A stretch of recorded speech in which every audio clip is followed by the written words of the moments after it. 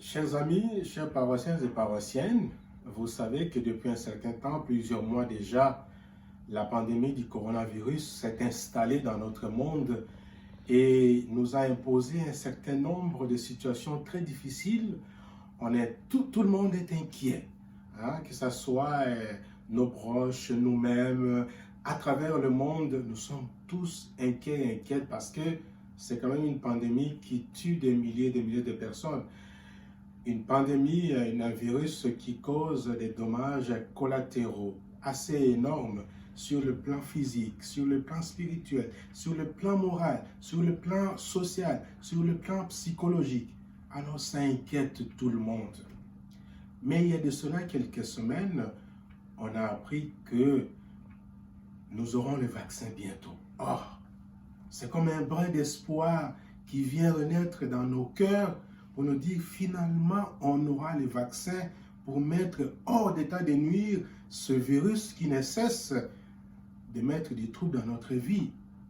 Alors cet espoir-là renaît dans nos cœurs et nous sommes dans l'attente de ce vaccin qui va bientôt arriver.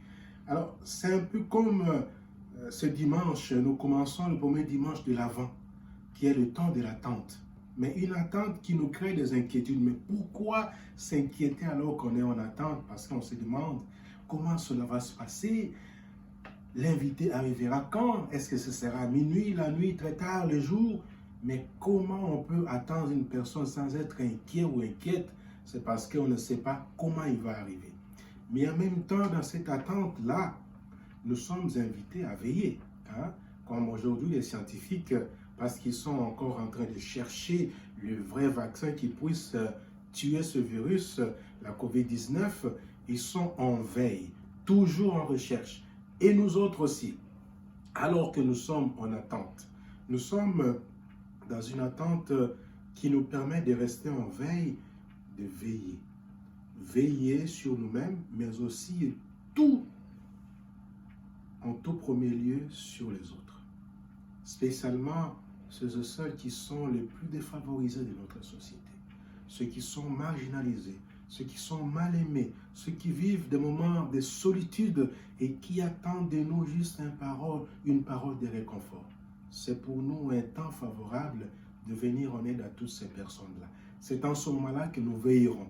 Veiller en vivant de l'amour dans le quotidien, c'est attendre avec courage, persévérance, même si ça nous inquiète, la naissance de Jésus qui va naître. Jésus naîtra bien sûr pour rassembler les enfants de Dieu dispersés. Il viendra pour restaurer la paix dans notre monde. Cette paix tant recherchée, tant voulue par l'humanité. Mais si on voit encore, frères et sœurs, il y a encore des pas à faire. Parce que la paix n'est pas encore totalement acquise dans notre monde. Essayons de voir dans certains coins de notre planète, comment on trouve dans certains pays où la guerre sévit présentement, des situations de violence, des catastrophes naturelles, tout cela ne font que mettre l'inquiétude, ne fait qu'alimenter l'inquiétude dans les cœurs des gens. Mais si nous croyons au Christ, si nous l'attendons avec joie, son retour, ce ne sera pas un moment d'inquiétude, mais ce sera un moment de joie, un moment d'allégresse, où nous serons tous appelés à l'accueillir avec joie, attendant enfin son retour glorieux dans la gloire, où il viendra pour nous rassembler tous et toutes dans une seule famille, la famille des enfants de Dieu. Alors, je vous souhaite en ce premier dimanche que vous vivez ce moment d'attente, même si ça peut être inquiétant, mais vivez cela dans la veille, en veillant. Alors, vous savez, quand une personne veille, il ne somnole pas. Il reste comme des sentinelles. Vous savez, une sentinelle, c'est comme le phare. Un phare qui est près d'une frontière. C'est pour veiller à ce qu'il n'y ait pas des gens illégaux qui entrent dans la frontière. Alors, ce phare-là tourne. Il fait son tour pour voir est-ce qu'il y a des éléments dangereux qui peuvent entrer dans notre cité. Nous sommes des phares.